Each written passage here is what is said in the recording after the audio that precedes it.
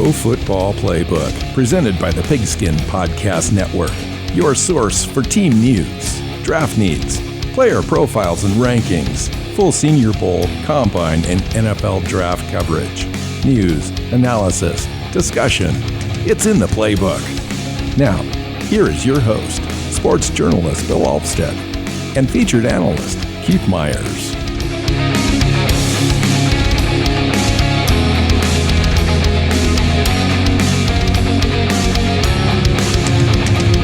Hey NFL fans, welcome back to another episode of the Pro Football Playbook Podcast. I'm your host, Bill Alvstad, sitting down again with co-host Keith Myers. Welcome into the show. Let's talk NFL playoffs. I know, we're getting close. The playoff picture was so muddled for so long, and it's starting to get some clarity. Let's just say that. It kind of looks like we know who is going to make it and who isn't.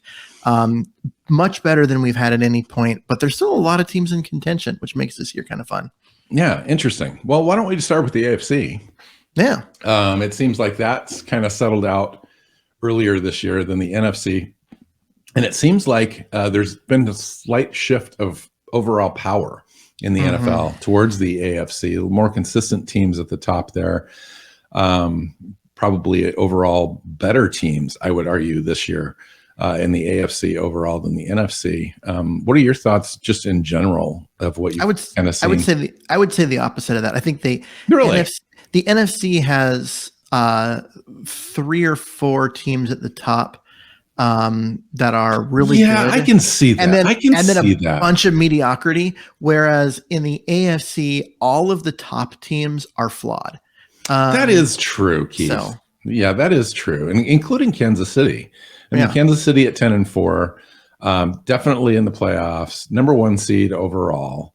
But they had a stretch this year, especially early, Keith, where they didn't even look like they were going to be in contention at all. And then they started winning halfway through the season and have kind of kept that going, now sit at 10-4. And the number 1 seed. Yeah. Their defense has really figured it out, which is kind of weird because they looked bad on defense early on. And now they put together some pretty good wins. And then at one point they were 3-4.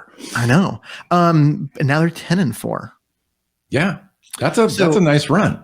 Yeah. So looking at, they have more wins than anyone. So it, just looking at the teams they've beaten, how many wins they have, it's 74. That's the best in the NFL, but they've also got more wins than any other team in the AFC. So you kind of look at it, you start looking at the strength of victory in terms of just winning percentage, because I think that evens it out a little bit more.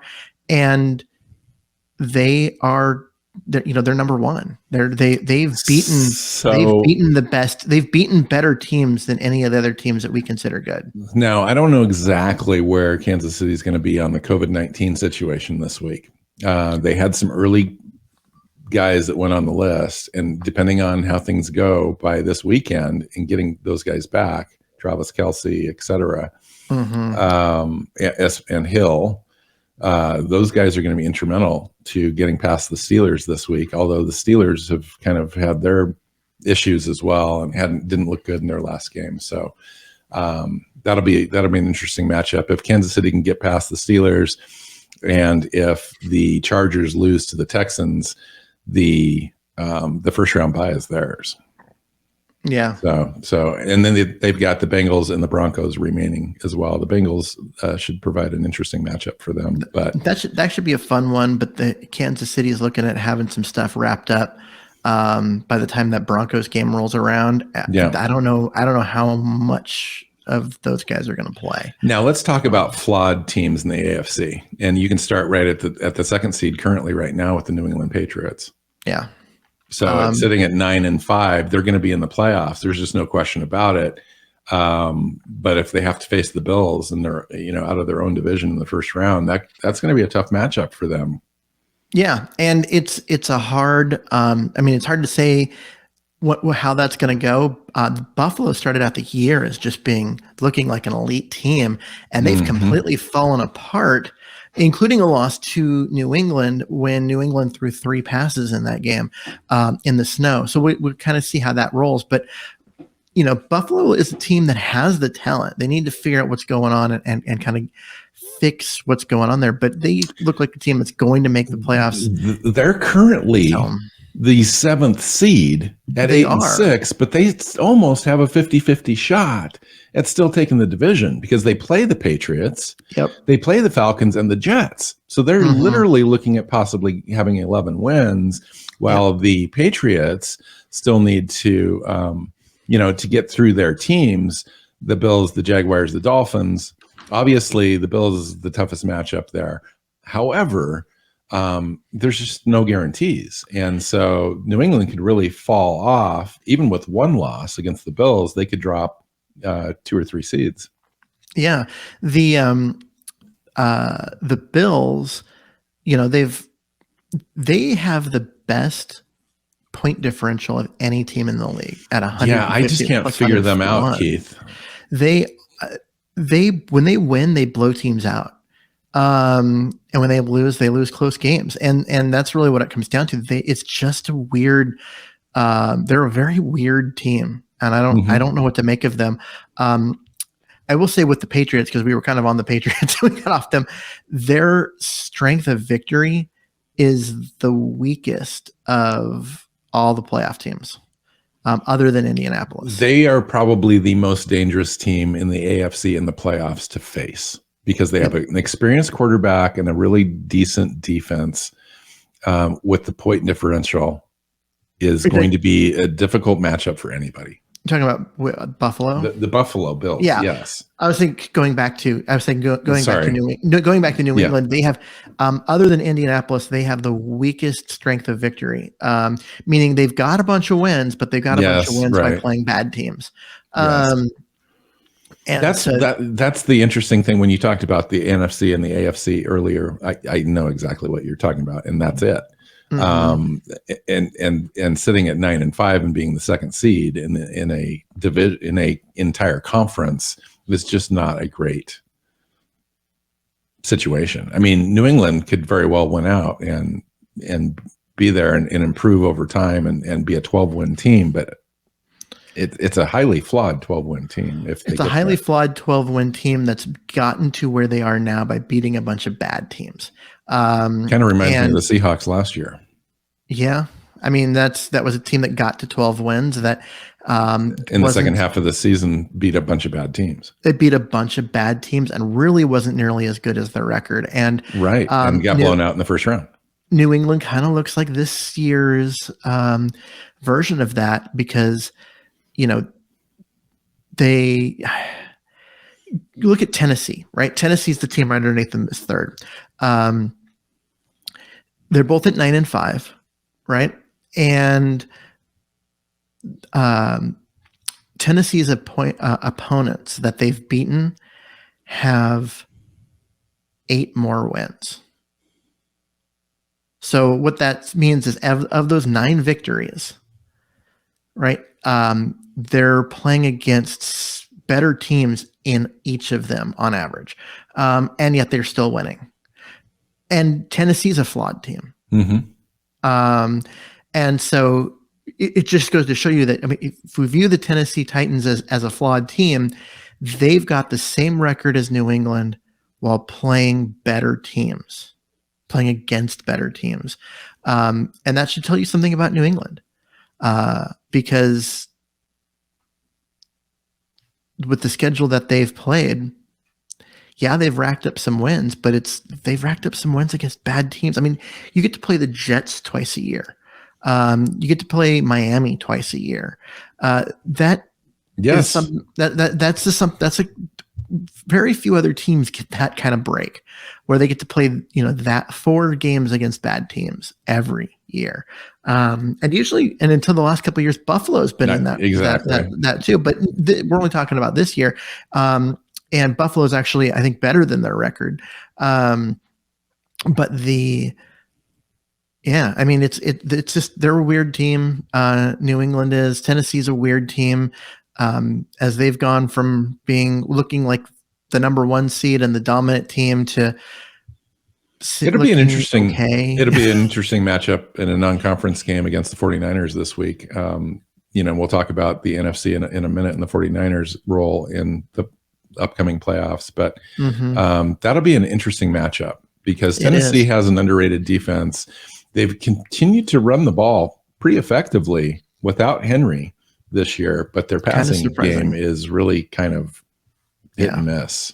And that's where the Titans have fallen off. That's the thing with Ryan Tannehill is he was never going to be that guy, that Patrick Mahomes, that Aaron Rodgers, Russell Wilson type of guy that's going to carry your team.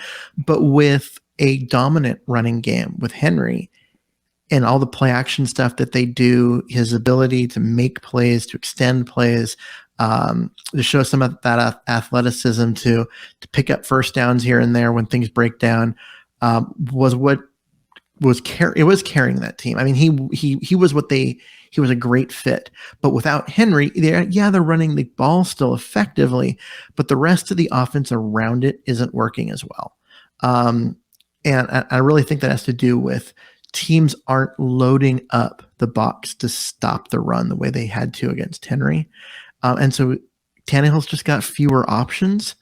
And it's starting to show a little bit. And I think it really shows for them. Their net point differential, despite being 4 games above 500, is only plus 28. I mean, New England is plus 140. The Buffalo is plus 151. Yes, right. Tennessee is plus 28. So that's scary to me. If I'm looking at that team and thinking, wow, that's a team that can make a run. I don't know if that's true. What do you make of the Cincinnati Bengals? So the Cincinnati Bengals are highly flawed at 8-6, but they benefited from another highly flawed team this year in their own conference in the Baltimore Ravens.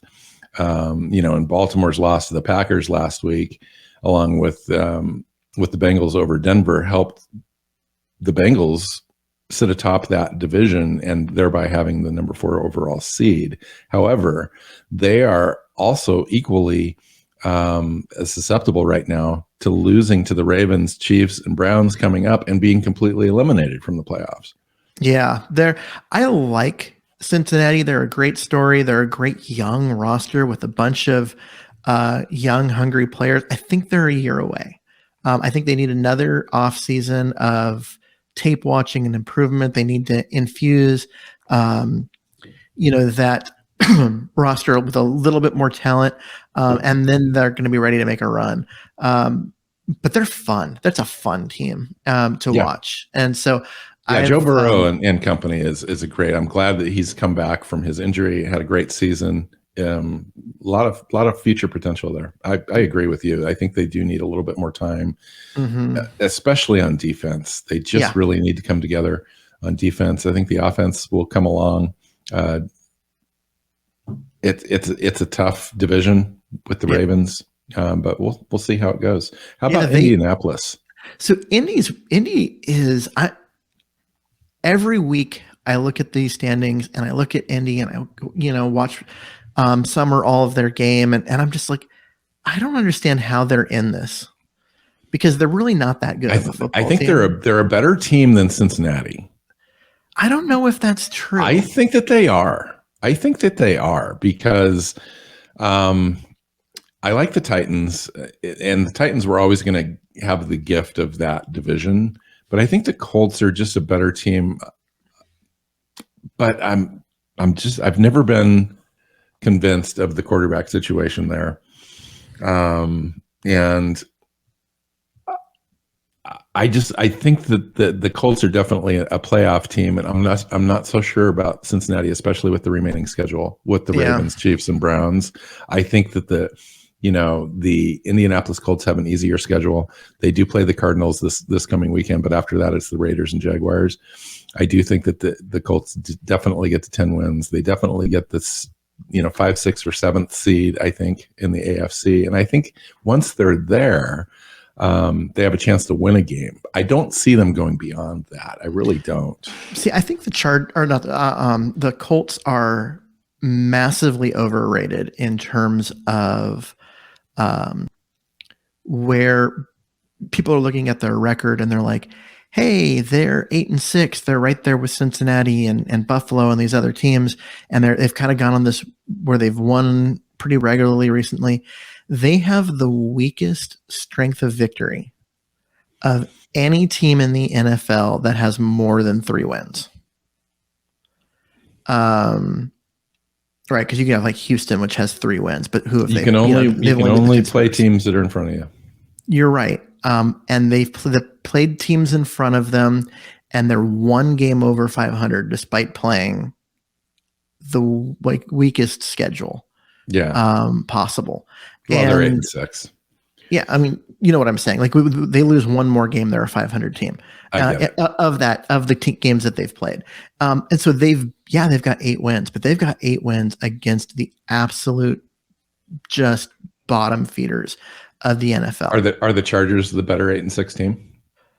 Yeah. I mean, the Chargers are flawed in that their defense can't stop the run, like at all. Like any team that's throwing the ball against the Chargers as part of their game plan needs a new offensive coordinator, because their run defense is so bad. You just need to go in and run the ball against them and make their life miserable. But they've got 8 wins.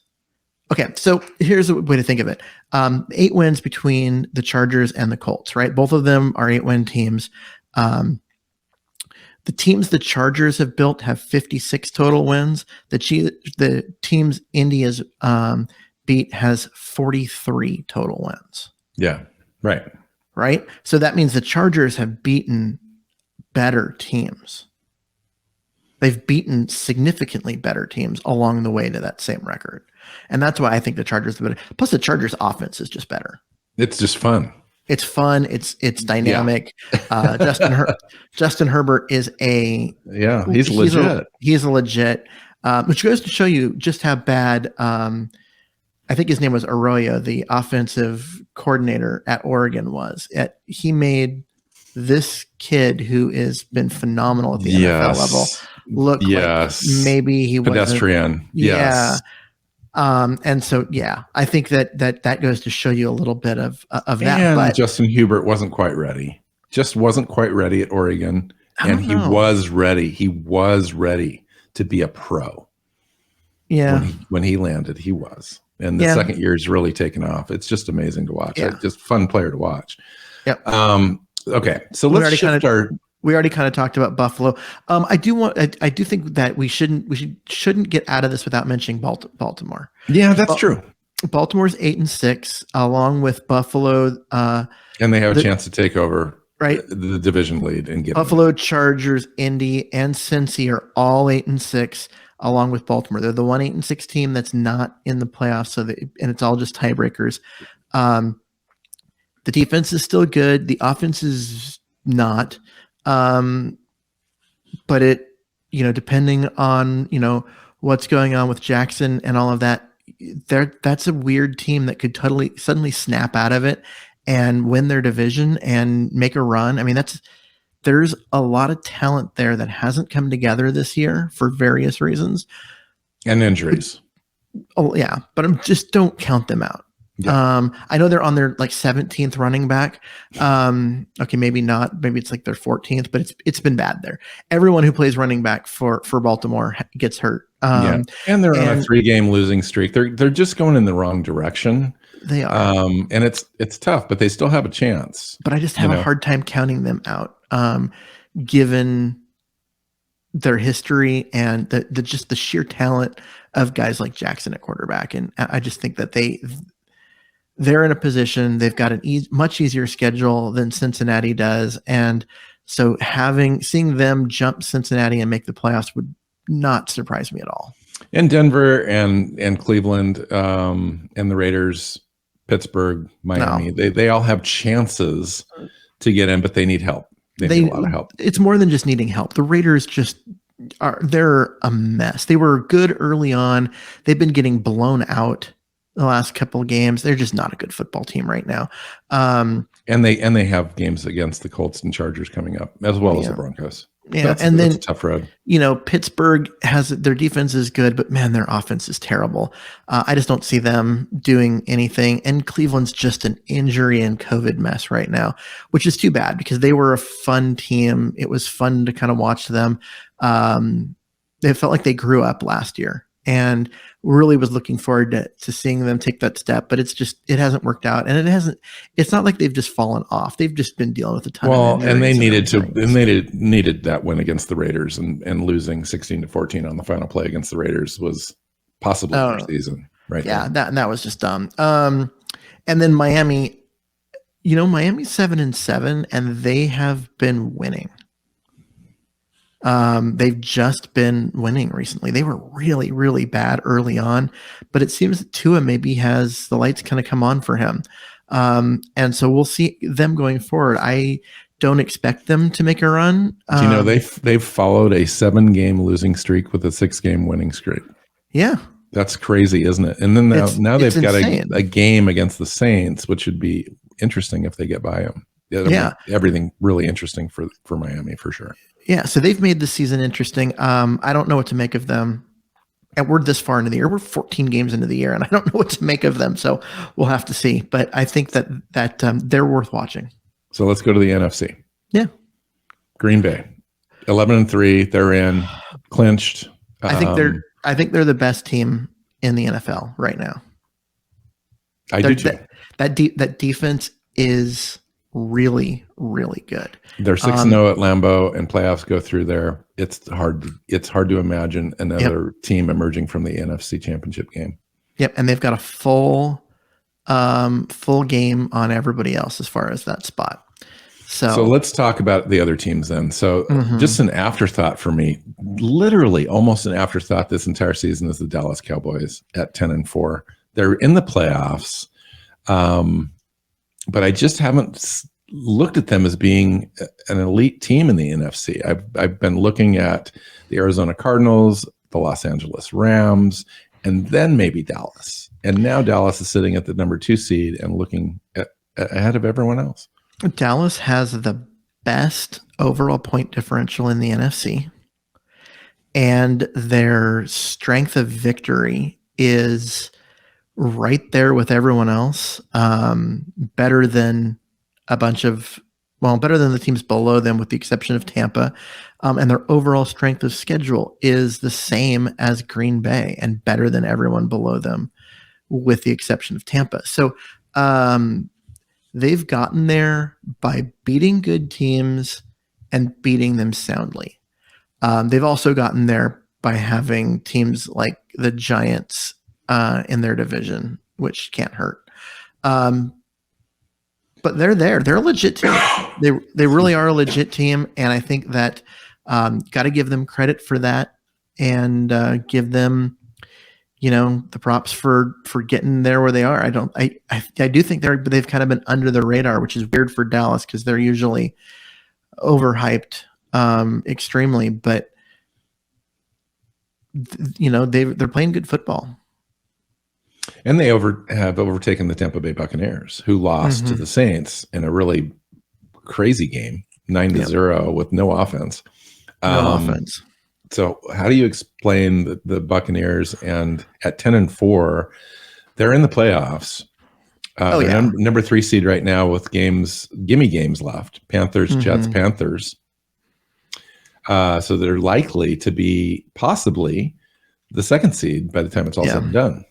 Yeah, they should, if they're not 13-4, with that number 2 seed, I'll be surprised, just because of their schedule so easy. And that would put them in a matchup against either the Vikings or the San Francisco 49ers at this point, which I think they would be favored. Easily. Oh, absolutely, they're going to be favored, and especially at home.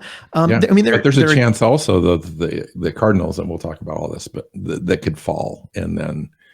That first game, that conference game, is going to be interesting as well. In the NFC, much more, I think, more interesting than the AFC playoffs. Tampa's a good team. That they've played good teams and they've beat good teams. They've lost a few 4 games, but They haven't gotten really blown out. None of the games that they've lost have been just like real true clunkers. And I mean, they're the defending Super Bowl team, and then they brought everybody back. So they did get some injuries this week, though. Mike Evans, Chris Godwin at wide receiver, and Leonard Fournette's out now. Yeah, so that's a big chunk of their offense, but they're also really deep. And so, we'll have to wait and see, how that plays as far as, the injuries and the other guys stepping up and how long people are out and everything. But that defense is also really good. So I just look at all of them.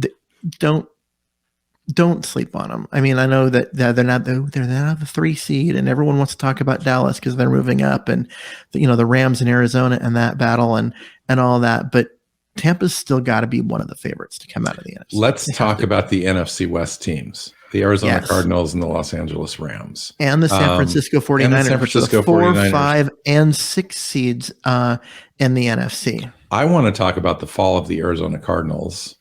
And you want to talk about the rise of the Rams and the 49ers. So let's talk about the Cardinals first at 10-4. They're in the playoffs.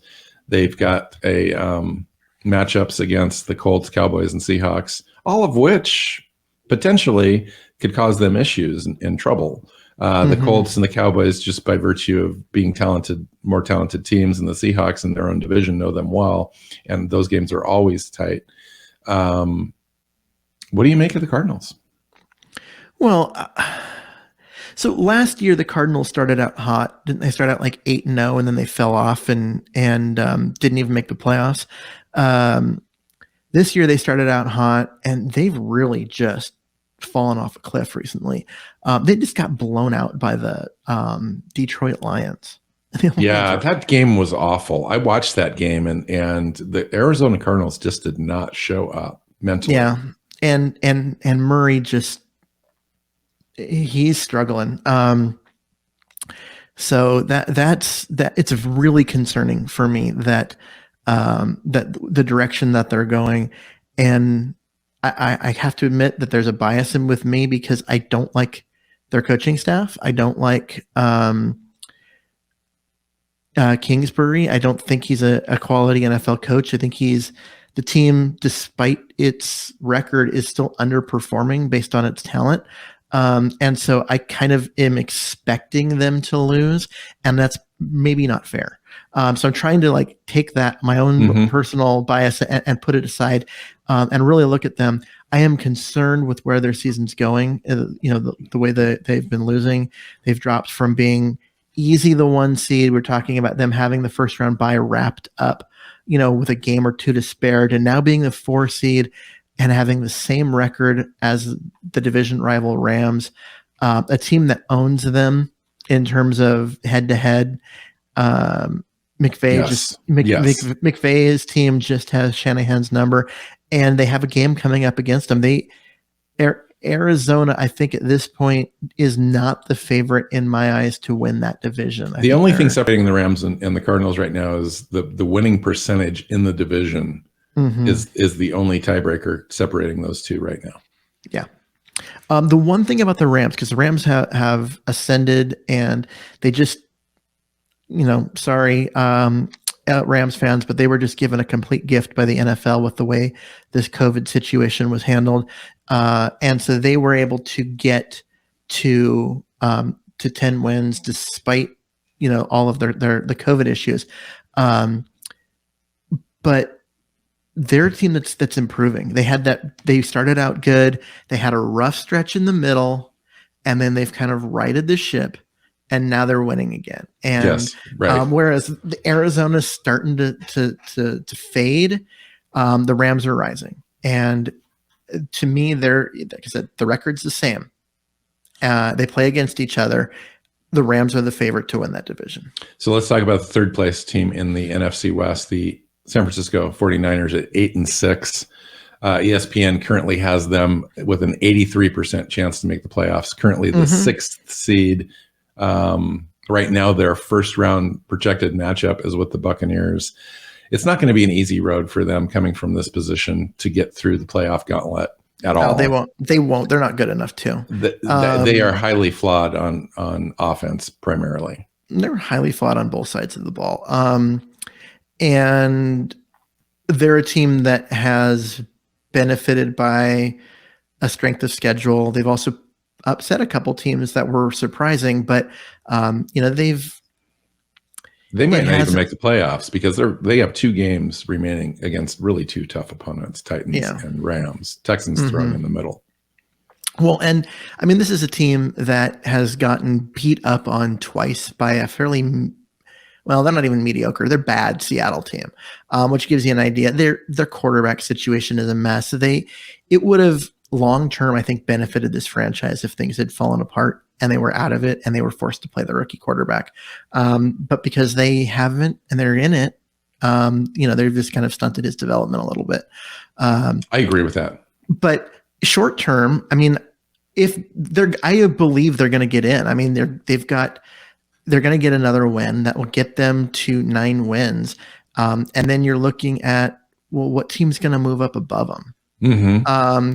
If they get to 9 wins, is New Orleans going to move up and make the playoffs? Is Philly going to move up? Philly. I mean, they play the Giants this week, so Philly could move up. They're 7-7 now, but could be 8-7 and really have an opportunity because the Vikings play the Rams and the Packers. They've got the Bears at the end at the last game. Anything can happen at that point. But if Vikings lose the next 2, Philly wins this one coming up, they swap spots. Yeah, but they swap spots into the 8th spot. Are they going to overcome? No. Are they going to overcome San Francisco to get the 6th spot? And if they do overcome San Francisco to get the 6th spot, who else overcomes them to take the 7th spot and knock San Francisco down? Well, I think New Orleans and Vikings are sitting right there. Obviously, Philadelphia. Washington is not going to be good enough, and so I think it's the Saints or the Eagles, Vikings, 49ers. One of those teams is in, so you're out. So and I think that the path, to me, the easiest path possibly is the Philadelphia Eagles. Yeah, I would give you that. That between Minnesota, Philly, and New Orleans, I think one of those 3 make the playoffs, and Philly's got the easier path. I don't think they're the best team in that group. Correct. I think the best team overall is New Orleans, but they're also at 9th. They're the last team in that group. But now their offense without Jameis has been bad. Taysom Hill can do some things, but I don't know. Minnesota's maybe the better team, but they keep losing to teams they shouldn't, and they've got a really rough road to try and get to 9 wins, and I don't know if they're going to get there. Right. And combine that fact that San Francisco's got a game on all 3 of those, and games against the Titans and Texans that could possibly be winnable for San Francisco, depending on the matchups. Yeah, and then that Rams game at the end, depending on what the Rams do to wrap up the division with Arizona, and the Rams may need that game at the end. That could be tough. Yeah. Or the other thing is, if Arizona continues to fall apart and the Rams win 2 straight, you think, oh, well, maybe they'll rest people, or maybe they'll play everyone and go for the win because the number 1 overall seed becomes in play at that point. Yeah. So and then if Arizona's going down into the 6th and 7th seed, and San Francisco's coming up for whatever reason, or the Vikings or whatever, playoffs could get interesting because if you're matching up Arizona at the end against a number 2 seed in either the Rams or Dallas or Tampa Bay, I mean, wow, those first round matchups could be a little entertaining.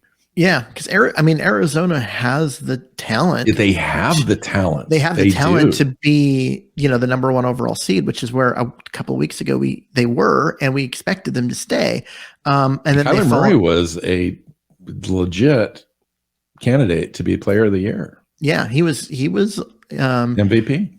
Yeah, he was probably league MVP, although he missed some time, so his stats were going to be lower. Correct. And the team won without him, which of course never helps your MVP status. But the last couple of games have been bad and they've fallen, but they're still the talented team.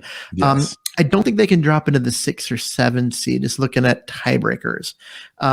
Because, right, if the Rams overtake them, Arizona would drop to 5, and I think that's as low as they could go unless they lose out all 3 of their games and drop to 10 and 7. Which is possible, is all I'm saying, because Colts, Cowboys, Seahawks, obviously Seahawks are the worst of those teams right there, but nonetheless, and the Seahawks always play them in division, and with Russell Wilson and nothing to lose, it's a fun game for them down in Arizona. And if the Cardinals aren't on guard, that game could go sideways. The entire season could be over.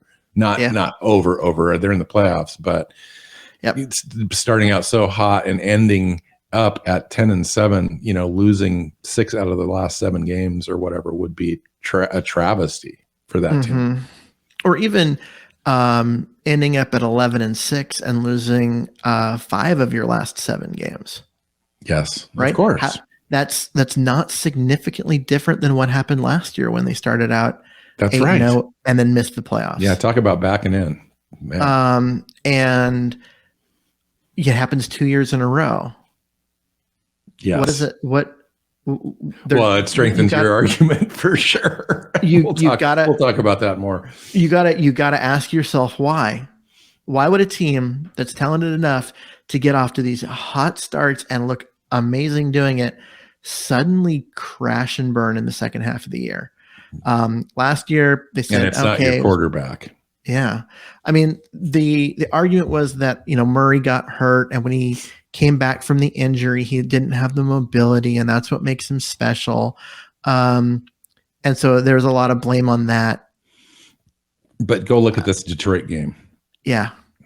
That's not there's a lot of problems there. And I think that that's a team that needs to look at their future and go, this is their window to win right now. Yeah, but if they're in the playoffs and they're going to be in it and they could be competitive and win a game, their coaching staff's not going anywhere next year. And if I'm an Arizona fan, I would think I would be disappointed in that, because this is a team that with the right coaching staff is currently, at least 12-2. They're the number 1 overall seed. They get the first round bye. They're the Super Bowl favorite or at least the favorite to come out of the NFC as into the Super Bowl. And are any of those things true? And I don't think any of those things are true now. They're going to be an overall seed. They're not anywhere near you're looking at Green Bay, Dallas, Tampa, and maybe the Rams. Like, those are the teams that are going to be home teams in the first, 2 rounds, not Arizona. And they should be. And to me, that's, you gotta ask the tough questions, because they're good enough to be there. So we're gonna get out of here. Merry Christmas, everybody. Happy New Year's, all that good stuff. If you don't get back to us by the end of the year, we've got this show. We're going to doing a draft oriented show also this week with regards to offensive tackles. And that is in conjunction with our relationship with the NFL Mock Draft Database website. So we're very thankful for those folks as well. And let's get out of here. Follow Keith on Twitter at Myers NFL. I'm at Alvstad NFL. The show is at PF_Playbook. You can find us at ProFootballPlaybook.co is our website. You can find us on your favorite podcast app. We're out there now on Spotify, iTunes, iHeartRadio, all of the apps. And you can find us on our own YouTube channel. So until next time, take care, guys. Bye.